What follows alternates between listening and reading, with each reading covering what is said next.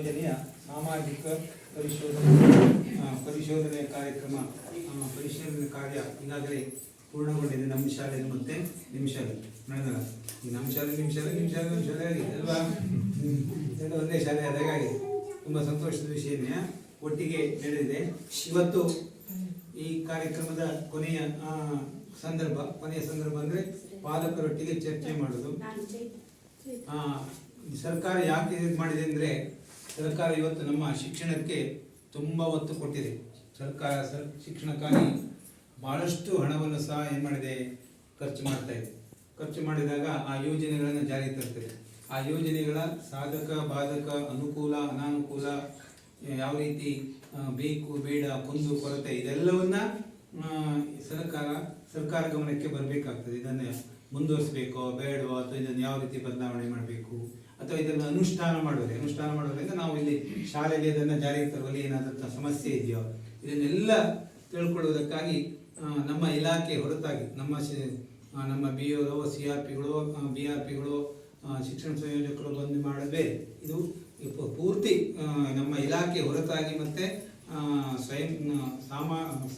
ಹೊರತಾಗಿ ಬೇರೆ ಇಲಾಖೆ ಮಾಡ್ತಾರೆ. ಅದರೊಟ್ಟಿಗೆ ನಿಮ್ಮೊಂದಿಗೆ ಸಮಾಜ ಅಂದರೆ ನಮ್ಮ ಪಾಲಕರ ಒಟ್ಟಿಗೆ ಅವರು ಪರಿಶೀಲನೆ ಮಾಡ್ತಾರೆ, ಪಾಲಕರನ್ನು ಸಂದರ್ಶನ ಮಾಡ್ತಾರೆ.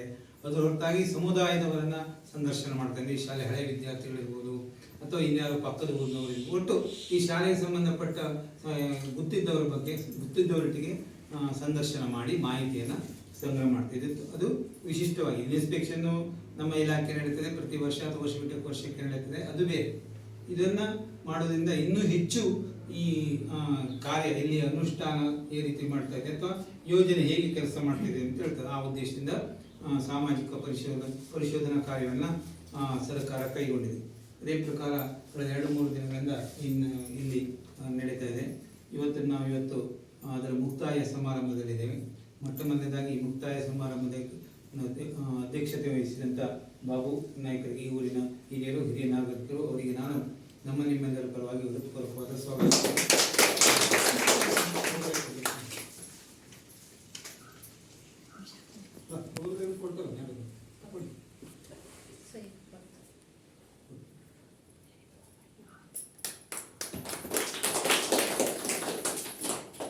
ಹಾಗೆ ನಮ್ಮ SDMC ಅಧ್ಯಕ್ಷರಂತ ಮಾಚನ್ ನಾಯ್ಕರು ನಿಮ್ಮೆಲ್ಲರ ಪರವಾಗಿ ಪ್ರೀತಿಪೂರ್ವಕವಾದ ಸ್ವಾಗತವನ್ನು ಕೋರ್ತೇನೆ. ಹಾಗೆ ಸಾಮಾಜಿಕ ಪರಿಶೋಧನಾ ತಂಡದ ಸದಸ್ಯರು, ಹಿರಿಯ ಸದಸ್ಯರಾದಂಥ ನಾಗರಾಜ್ ಸರ್ ಅವರಿದ್ದಾರೆ. ಅವರಿಗೂ ನಾನು ನಿಮ್ಮೆಲ್ಲರ ಪರವಾಗಿ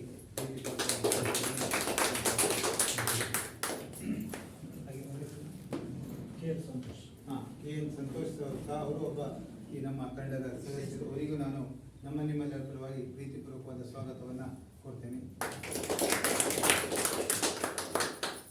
ಹಾಗೆ ಈ ಊರಿನ ಎಲ್ಲ SDMC ಪದಾಧಿಕಾರಿಗಳಿಗೆ, ನಾಗರಿಕರಿಗೆ, ಮುದ್ದು ಮಕ್ಕಳಿಗೆ, ಅಂಗನವಾಡಿ ಕಾರ್ಯಕರ್ತೆಯರಿಗೆ, ಅಡುಗೆಯವರಿಗೆ ಎಲ್ಲರಿಗೂ ನಾನು ಮತ್ತೊಮ್ಮೆ ಸ್ವಾಗತಿಸುತ್ತಾ ಈ ಕಾರ್ಯಕ್ರಮ ಯಶಸ್ವಿಯಾಗಲಿ ಅಂತ ಕೇಳ್ಕೊಳ್ತಾ ನನ್ನ 2 ಮಾತು ಮುಗಿಸ್ತೇನೆ.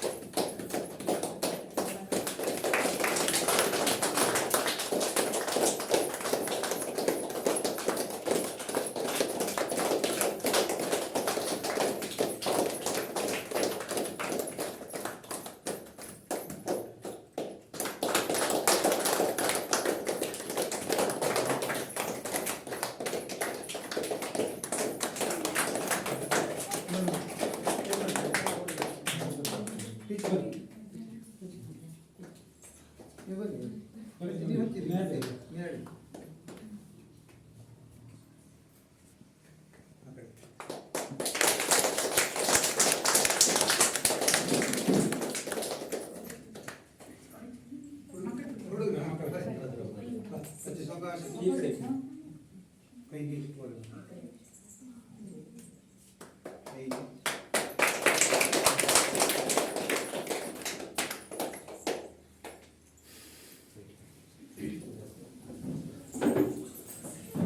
ಜ್ಞಾನದ ಸಂಕೇತವಾದ ದೀಪವನ್ನು ಬೆಳಗಿಸಿದ ಮಹನೀಯರಿಗೆಲ್ಲರಿಗೂ ಧನ್ಯವಾದಗಳು. ಇದೀಗ ಪ್ರಾಸ್ತಾವಿಕ ನುಡಿ ನಾಗರಾಜ್ ದೇವಾಡಿಗ ಗ್ರಾಮ ಸಂಪನ್ಮೂಲ ವ್ಯಕ್ತಿ. ಎಲ್ಲರಿಗೂ ನಮಸ್ಕಾರ. ನನ್ನ ಹೆಸರು ನಾಗರಾಜ್, ಗ್ರಾಮ ಸಂಪನ್ಮೂಲ ವ್ಯಕ್ತಿ, ತಾಲೂಕು ಪಂಚಾಯತ್ ಸಿದ್ದಾಪುರ. ಇವತ್ತಿನ ಈ ಸಮಗ್ರ ಶಿಕ್ಷಣ ಕರ್ನಾಟಕ ಯೋಜನೆಯ ಸಾಮಾಜಿಕ ಪರಿಶೋಧನೆ ಶಾಲಾ ಸಭೆ ಅಂತಿಮ ದಿವಸ. ತುಂಬ ಜನ ಪೇರೆಂಟ್ಸ್ ಬಂದಿದ್ದೀರಾ? ಎಲ್ಲರೂ ಬಂದಿದ್ದಾರೆ ಸರ್? ಮಕ್ಕಳು 12 ಮಕ್ಕಳೇ ಇದ್ದಾರೆ. ಇವತ್ತಿನ ಈ ಸಭೆಗೆ ಆಗಮಿಸಿದ್ದೀರಾ, ಧನ್ಯವಾದಗಳು. ಈ ಸಮಗ್ರ ಶಿಕ್ಷಣ ಕರ್ನಾಟಕ ಯೋಜನೆ ಇದೆಯಲ್ಲ, ಒಂದು ಅತ್ಯುತ್ತಮ ಯೋಜನೆ ಆಗಿದ್ದು, ಇವಾಗ ಪ್ರೀ ನರ್ಸರಿಯಿಂದ ಹಿಡಿದುಬಿಟ್ಟು ಸೆಕೆಂಡ್ PUC ವರೆಗೆ ಫ್ರೀ ಎಜುಕೇಷನ್ ಕೊಡುವಂಥ ಒಂದು ಉತ್ತಮ ಯೋಜನೆ. ಅದರಲ್ಲಿ ಸಾಕಷ್ಟು ಫಲಾನುಭವಿಗಳು ಇದ್ದೀರಾ. ಮಕ್ಕಳೆಲ್ಲ ಬಂದ್ಬಿಟ್ಟು ಫಲಾನುಭವಿಗಳೇ ಆಗ್ತಾರೆ. ಅವರೇನು ಫ್ರೀ ಎಜುಕೇಷನ್ ಆಗಿರ್ಬೋದು, ಯೂನಿಫಾರ್ಮ್ ಆಗಿರ್ಬೋದು, ಪಠ್ಯ ಪುಸ್ತಕಗಳು, ಹೀಗೆ ಸ್ಕಾಲರ್ಶಿಪ್ಪು, ಹಾಗೆ ಸಾರಿಗೆ ಭತ್ಯೆ. ಅಂದರೆ 1ನೇ ಕ್ಲಾಸಿಂದ 5ನೇ ಕ್ಲಾಸ್ವರೆಗಿನ ಮಕ್ಕಳಿಗೆ ಕಿಲೋಮೀಟರ್ಗಿಂತ ಜಾಸ್ತಿ ದೂರ ಇದ್ದರೆ 6,000 ರೂಪಾಯಿ ಕೊಡಬೇಕಂತ ಅದೊಂದು ಯೋಜನೆ ಕೂಡ ಇದೆ. ತುಂಬ ಜನ ಜಾಸ್ತಿ ಮಕ್ಕಳಿಲ್ಲ, ಮಾಡಲಿಲ್ಲ. ಮತ್ತೆ ಅವ್ರು ಮಾಡಿದ್ರೆ ಎಲ್ಲ 3 ಕಿಲೋಮೀಟರ್ ಒಳಗಡೆ ಇದೆ ಅಂತ ಅನ್ಸುತ್ತೆ. ಮಾಹಿತಿ ಕೇಳಿದ್ರು. ಅದು ಸಣ್ಣ ಮಕ್ಕಳಿಗೆ 1ರಿಂದ 5ನೇ ಕ್ಲಾಸ್ ಮಕ್ಕಳಿಗೆ ಬಂದ ನಮ್ಸೆಲ್ಲೂ ದೊಡ್ಡವ್ರು ಬಂದಿದೆ. ಸಣ್ಣ ಮಕ್ಕಳಿಗೆ ಕಳೆದ ವರ್ಷ 4ನೇ ಕ್ಲಾಸ್ವರೆಗೆ ಬಂದಿತ್ತು. 1-2 ಮೂಲಕ ಕಡಿಮೆ ಬರ್ತದೆ ಅಂತ ಹೇಳ್ತಾರೆ. ಅದು ಇನ್ನೂ ಬಂದಿಲ್ಲ. ದೊಡ್ಡವರಿಗೆ ಬರ್ತದೆ, ಬರ್ಬೋದು. ಈಗ ಬರುವ ವರ್ಷ ಸ್ಕಾಲರ್ಶಿಪ್ ಅಪ್ಲಿಕೇಶನ್ ಹಾಕಿದ್ರೆ ಈ ಬಾರಿ ಸ್ಕಾಲರ್ಶಿಪ್ ಹಾಕಿದ್ರ? ಸ್ಕಾಲರ್ಶಿಪ್ OBC ಬರಲಿಲ್ಲ. ಈಗ 4-5 ವರ್ಷ ಬರಲಿಲ್ಲ. OBC ಬರಲಿಲ್ಲ. ಹಾಕ್ಬೋದು, ಯಾವ 1ನೇ ಕ್ಲಾಸನ್ನು ಹಾಕ್ಬೋದು. ಇದರಲ್ಲಿ ಗ್ರಾಮವನ್ನಿಗೆ ಹೋಗಿ ಅರ್ಜಿ ಹಾಕ್ಬೋದು. ಗೊತ್ತಾಯ್ತಾ? ಜಾತಿ ಆದಾಯ ಪ್ರಮಾಣ ಪತ್ರ ಬೇಕು, ಆಧಾರ್ ಕಾರ್ಡ್ ಬೇಕು. ಮಾಡಿದ್ರೆ ಒಂದು ಹುಡುಗ ಇದೆಯಾ ಮಾಡಬೇಕು. ಗ್ರಾಮ ಹಂಗಾರು ಮಾಡ್ಕೊಡ್ತಾರೆ.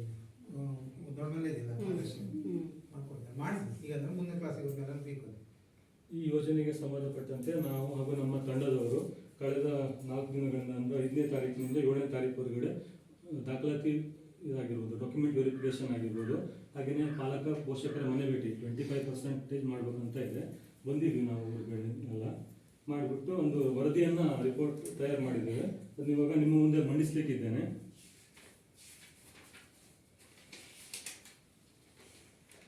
ಎರಡು 2023-24ನೇ ಸಾಲಿನ ಜಾತಿವಾರು ವಿದ್ಯಾರ್ಥಿಗಳ ಸಂಖ್ಯೆ ಅಂದ್ರೆ ಅಂಗನವಾಡಿನೂ ತಗೊಂಡಿದ್ದೀವಿ. ಯಾಕಂತಂದರೆ ಇವಾಗ ನೆಕ್ಸ್ಟು ಪ್ರೀ ನರ್ಸರಿಯಿಂದ LKG UKG ಆಗ್ಬೇಕಂತ ಅದೊಂದು ಯೋಜನೆಯನ್ನು ಕೈಗೆತ್ತಿಕೊಂಡಿದ್ದಾರೆ ಸರ್ಕಾರದವರು.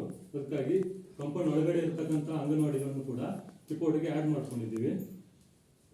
ಅಂಗನವಾಡಿಯಲ್ಲಿ ಒಟ್ಟು 6 ಮಕ್ಕಳಿದ್ರು 2023 ಮತ್ತು 24ರಲ್ಲಿ.